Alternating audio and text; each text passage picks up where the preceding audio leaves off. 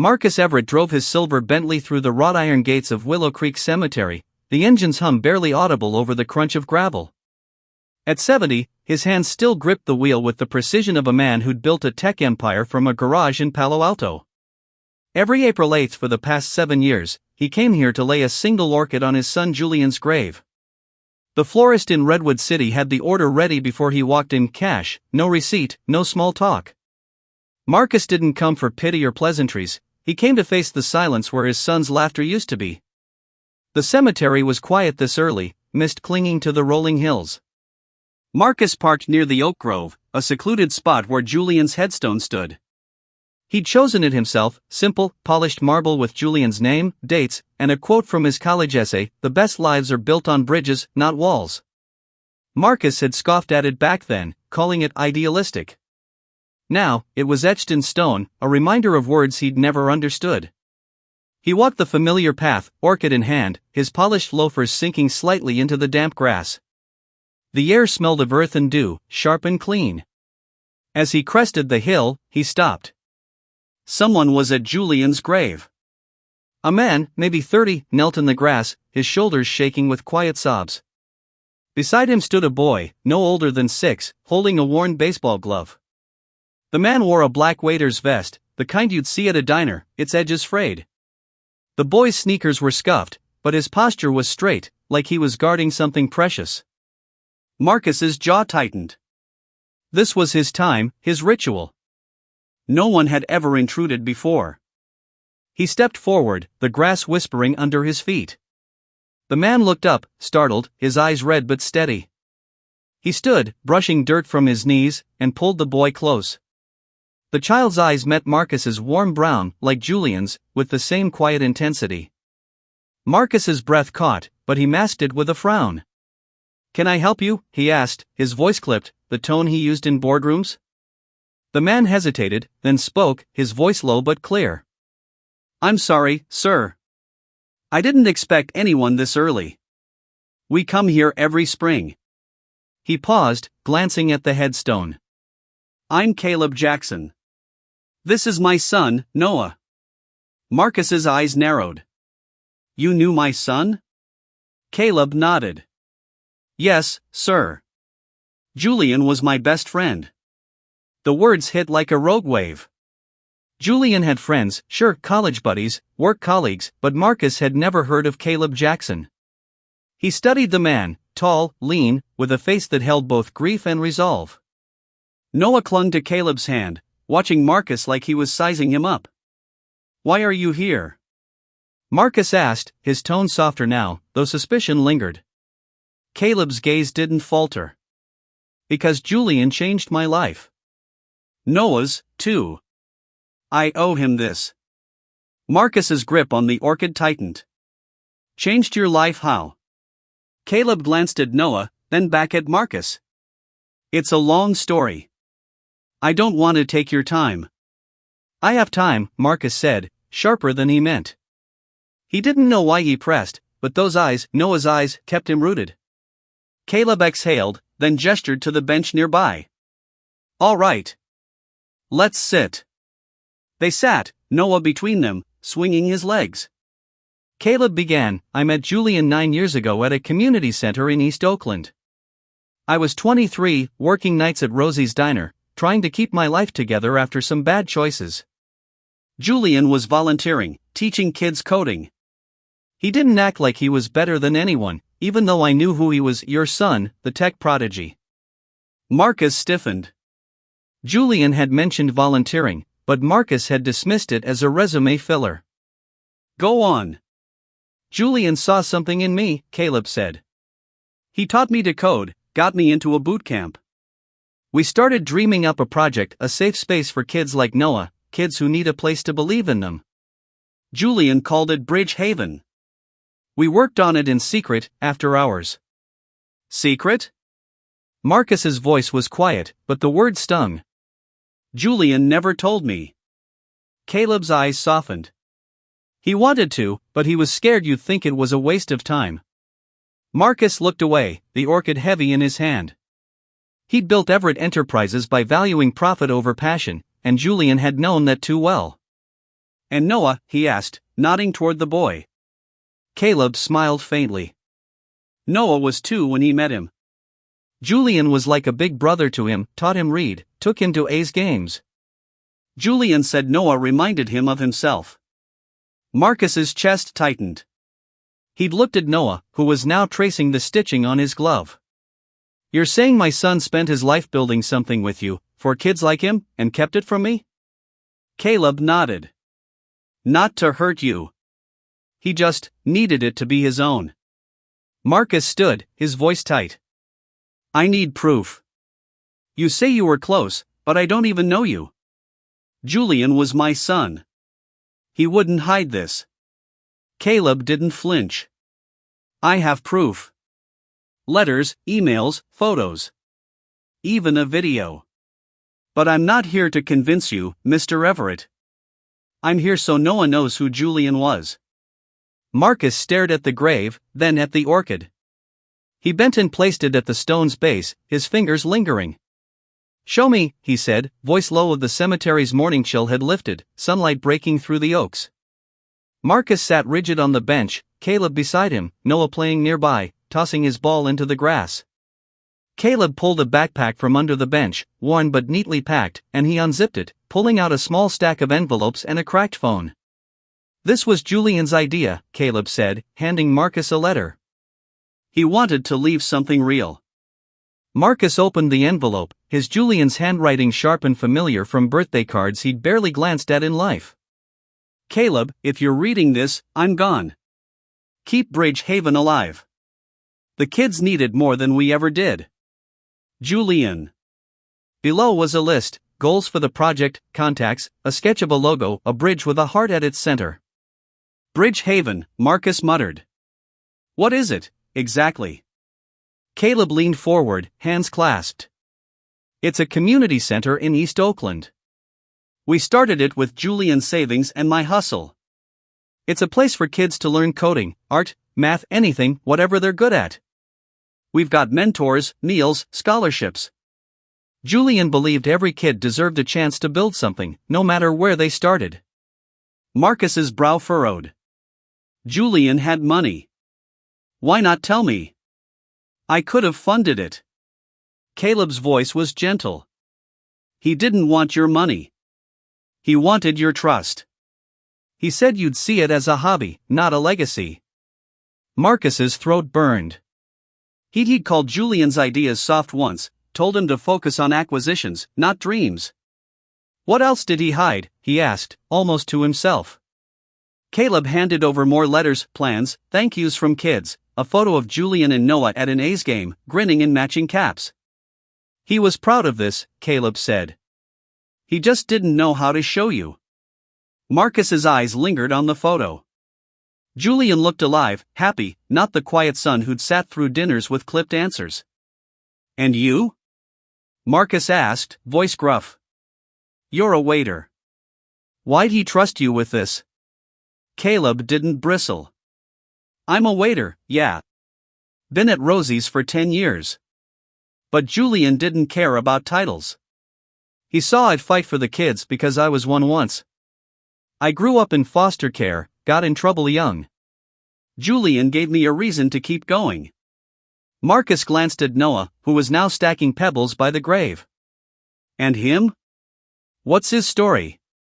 Caleb's face softened. Noah's my world. His mom passed when he was 3. I'm all he's got. Julian stepped up, read to him, taught him to throw a curveball. Noah still asks about him. Marcus's hands tightened around the letters. Julian was 27 when he died. How'd he have time for all this? Caleb's eyes grew distant. He made time. Worked days at your company, nights on the Haven. He'd crash on my couch sometimes, coding till dawn. Said it was the only thing that felt real. Marcus's mind raced. Julian had died in a crash, late night, rain, a blown tire. He'd assumed he was working late, not this. Why didn't he tell me? He asked again, voice cracking. Caleb hesitated. He tried. He invited you to a Haven event once, said it was a work thing. You canceled. Marcus's memory snagged a voicemail, deleted, about some side project. He'd been in Tokyo, closing a merger. I didn't know, he murmured. I know, Caleb said. He didn't blame you. He just kept building. Marcus stared at the grave, the orchid catching the breeze. You said there's a video. Caleb nodded, unlocking the phone. Julian made it a week before the accident. Said it was for the kids, but I think he knew it was for you. Julian's face filled the screen, grainy but unmistakable, those hazel brown eyes, the crooked smile Marcus hadn't seen in years. He sat in what looked like the Haven office, a cluttered desk behind him, a Bridge Haven banner taped crookedly on the wall. His voice was steady, but there was a tremor in it, like he'd rehearsed this. Hey, Dad, he said. If you're watching this, I'm probably not here.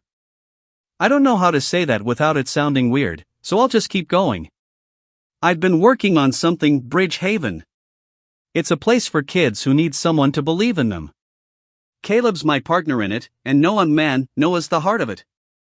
They're family to me, Dad. Not just friends, family. Marcus's chest ached, as he gripped the phone tighter. Julian leaned closer to the camera. I didn't tell you because I was scared you'd think it was a waste. You always said focus on the big wins, profit, scale, strategy. I needed something smaller, something that mattered to people, not portfolios. But I want you to know I learned it from you, how to build something from nothing. I just used it differently. Julian's eyes were wet now, but he smiled. Caleb's the real deal, Dad. He's been through stuff I'll never understand, but he keeps showing up. Noah's like me at that age, quiet, but he's got dreams. I tried to be there for him like you were for me, even when we didn't always on the same page. If I'm gone, don't shut them out. They're carrying what I couldn't finish. He paused, rubbing his jaw. I was coming to tell you that night. About Haven, about them. I had this whole speech planned. Guess I ran out of time. I'm sorry, Dad. I love you. Don't let this end. The screen went black. Marcus didn't move. His eyes burned, but no tears came. He handed the phone back to Caleb, his hand steady but his voice not. He called them family. Caleb nodded. He did. Marcus stood, pacing a few steps. The cemetery was golden now, sunlight painting the stones.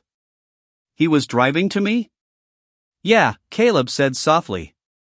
He left Haven late that night, said he was ready to show you. Rain hit hard, tire blew out. He didn't make it. Marcus's mind flashed to the police report, rain, a skid, a guardrail.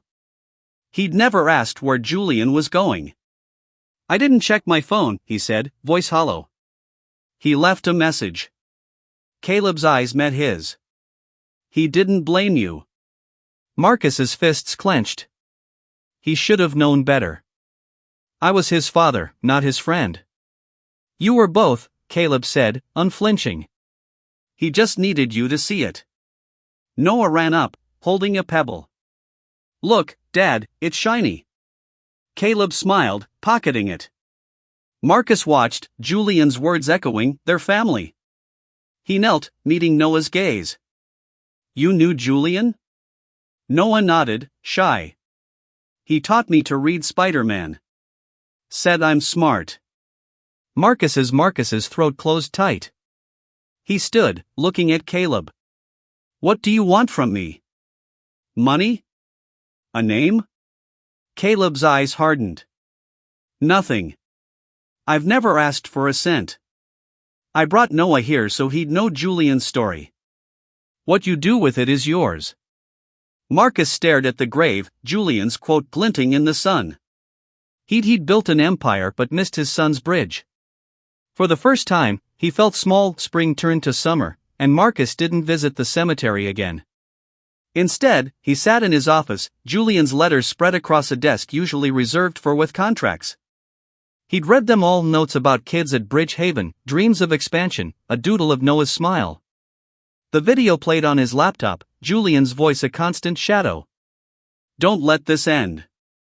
He'd looked up Bridge Haven online, a modest site, photos of kids coding, painting, laughing.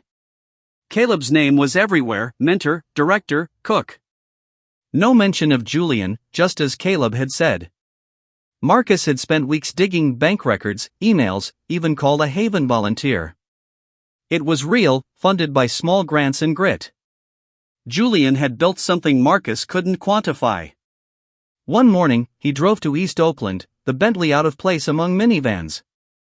Bridge Haven was a converted warehouse, bright murals, mismatched desks, kids shouting over keyboards. Caleb was in the counter, serving lunch, grilled cheese in juice boxes. He froze when he saw Marcus. "Mr. Everett," he said, wiping his hands. "Didn't expect you." Marcus scanned the room. "This is it?" Caleb nodded. "This is us." A girl, maybe 15, called out, "Caleb, my code stuck." He grinned. "One SEC, Tasha." To Marcus, he said, "Want a tour?" They walked through classrooms, Caleb explaining, coding boot camps, art therapy, college prep. Kids waved, unafraid. Noah ran up, clutching a book. "Mr. Everett." "Look, I'm reading chapter 2. Marcus knelt. "Spider-Man?"